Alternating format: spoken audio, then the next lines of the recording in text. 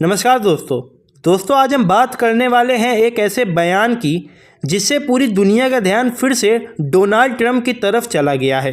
जी हां, अमेरिका के पूर्व प्रेसिडेंट डोनाल्ड ट्रंप ने एक बार फिर से इंडिया और पाकिस्तान को लेकर एक ऐसा दावा किया है जिससे ग्लोबल पॉलिटिक्स में हलचल मच गई है। ट्रंप ने कहा है कि उन्होंने दोनों देशों के बीच सीज फायर करवाने के लिए 250% टैरिफ लगाने की धमकी दी थी।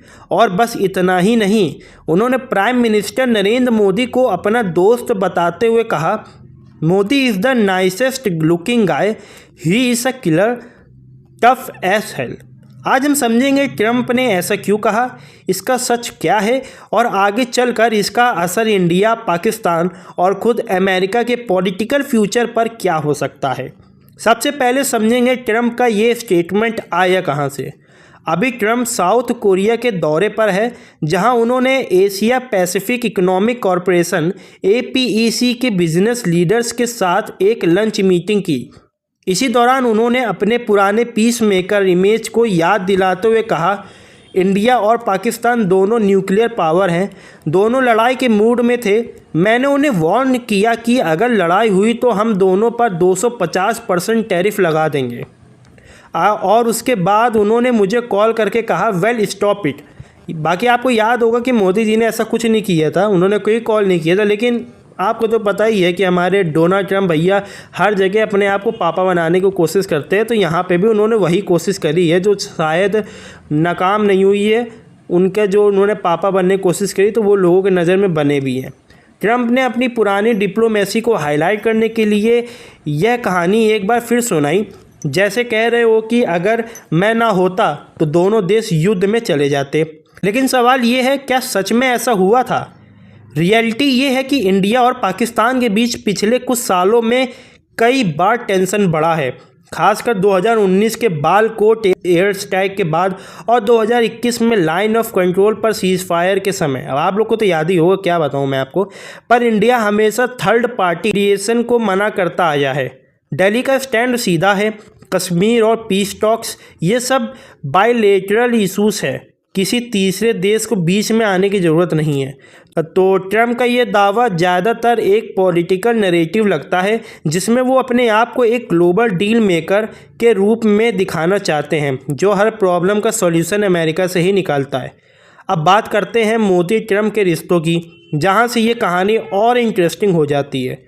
लेकिन देखो, ट्रंप और मोदी के बीच हमेशा एक स्ट्रॉन्ग पर्सनल केमिस्ट्री रही है। हाउडी मोदी और नमस्ते ट्रंप जैसे इवेंट्स ने दोनों नेताओं को एक ग्लोबल स्टेज पर एक साथ ला दिया था। जब ट्रंप ने कहा, Modi is the nicest looking guy, he is tough as hell, तो ये एक कॉम्प्लीमेंट के साथ एक पॉलिटिकल सिग्नल भी था। ट्रंप के लिए मोदी वो लीडर है जो अपनी कंट्री के लिए टफ स्टैंड लेते हैं, चाहे वो टेरर के खिलाफ हो या ट्रेड के इशूज़ पर। और मोदी के लिए ट्रंप वो पार्टनर थे जिनके थ्रू इंडिया ने अमेरिका के साथ अपनी डिफेंस और टेक्नोलॉजी स्टाइल्स को मजबूत किया था। वो तो आप सबको पता है कितना मजबूत हो गया था। पर टफ और किलर कहना शायद ये वर्ड सिर्फ प्रेज नहीं, एक मैसेज भी है। और वो मैसेज क्या है? क्योंकि ट्रंप चाहते हैं कि उनके सपोर्टर्स उन्हें एक ऐसे लीडर के रूप में देखें जो दुनिया के स्ट्रॉन्ग लीडर से डायरेक्टली बात कर सकता है, चाहे वो मोदी हो, पुतिन हो या किम जोंग हो। ये वही है कि जब उन्होंने इंडिया पाकिस्तान कॉन्फ्लिक्ट में अपनी सीज फायर डिप्लोमेसी का दावा किया तो उसके पीछे एक पॉलिटिकल स्ट्रेटजी भी थी, अपनी इमेज को एक ग्लोबल पीस मेकर के रूप में दोबारा स्टैब्लिश करना है, जो शायद लोग समझ ही नहीं पाते या फिर लोग समझ भी गए हो, लेकिन लोग इतना उसको गौर नहीं फरमाते उस चीज़ में। अब आगे बढ़ते हैं साउथ कोरिया के दौरे पर, ठीक है, जो अभी आप सबको पता है ट्रंप गए थे, जहां ट्रंप को मिला एक हिस्टोरिक सम्मान, grand order of Mugunghwa. South Korea का सबसे बड़ा सिविल हॉनर है ये। उन्हें एक गोल्डन क्राउन भी गिफ्ट की गई और ये पहली बार है जब कोई अमेरिकन प्रेसिडेंट को ये अवार्ड दिया गया था। ठीक है, ये आप सबको पता है कि पहली बार दिया गया किसी अमेरिकन प्रेसिडेंट को, जो कि अब प्रेसिडेंट है भी नहीं। ये सब कुछ दिखाता है कि भले ही ट्रंप अब प्रेसिडेंट नहीं है, उनका इंटरनेशनल इन्फ्लुएंस अब भी बना हुआ है, लेकिन कि आप सबको पता है कि जो हमारे जो ट्रम्प है भैया तो प्रेजेंट ही नहीं है, लेकिन उनका फिर भी जो इन्फ्लुएंस है पूरे वर्ल्ड में आज भी बना हुआ है। पूरे वर्ल्ड में तो नहीं, लेकिन फिर भी बहुत से देशों में, हमारे देश में तो नहीं भाई। मेरा मानना तो, मेरे नज़र में तो बिल्कुल भी नहीं, उनका इन्फ्लुएंस बिल्कुल भी नहीं है। वैसे एशिया पैसिफिक रीजन में उनके प्रेजेंस और रिमार्क्स अब भी हेडलाइंस बनते हैं। लेकिन दोस्तों मैं आपको सबसे इंटरेस्टिंग बात ये आप लोग को बता दूँ, वो ये है कि इसी दौरान जापान ने भी ट्रंप को नोबेल पीस प्राइज़ के लिए नॉमिनेट कर दिया है। जापान का कहना है कि ट्रंप ने ईस्ट एशिया में पीस और ट्रेड को स्ट्रेंथ करने में इम्पोर्टेंट रोल प्ले किया है। अब चाहे ये नॉमिनेशन सिंबॉलिक हो या पॉलिटिकल, एक बात तो पक्की है भाई, ट्रंप अपनी फॉरेन पॉलिसी अचीवमेंट्स को एक बार फिर हाईलाइट कर रहे हैं। नॉर्थ कोरिया के साथ उनकी मीटिंग हो या अब मोदी और शारीफ के बीच सीज़फायर क्लेम हो, सब एक पैटर्न में ही फिट बैठता है। ट्रंप चाहते हैं दुनिया उनके एक पीस ब्रोकर के रूप में देखे, जिससे 2024 के यूएस इलेक्शंस में उन्हें पॉलिटिकल फ़ायदा मिले। लेकिन अब सुनो, एक और मैं आपको बात बता दूं, एक और दूसरा एंगल मैं आपको दिखाता हूं, उनका फ्रस्ट्रेशन वाला एंगल। ये साउथ कोरिया प्रेस कॉन्फ्रेंस में उन्होंने कहा, मुझे बहुत बुरा लगता है कि मैं तीसरी बार प्रेसिडेंट नहीं बन सकता, लॉ अलाउंस नहीं कर सकता। ये रेफरेंस था अमेरिका के 22nd अमेंडमेंट का, जो कहता है कि कोई भी व्यक्ति 2 टर्म से ज़्यादा प्रेसिडेंट नहीं बन सकता, मतलब 2 बार से ज़्यादा नहीं बन सकता।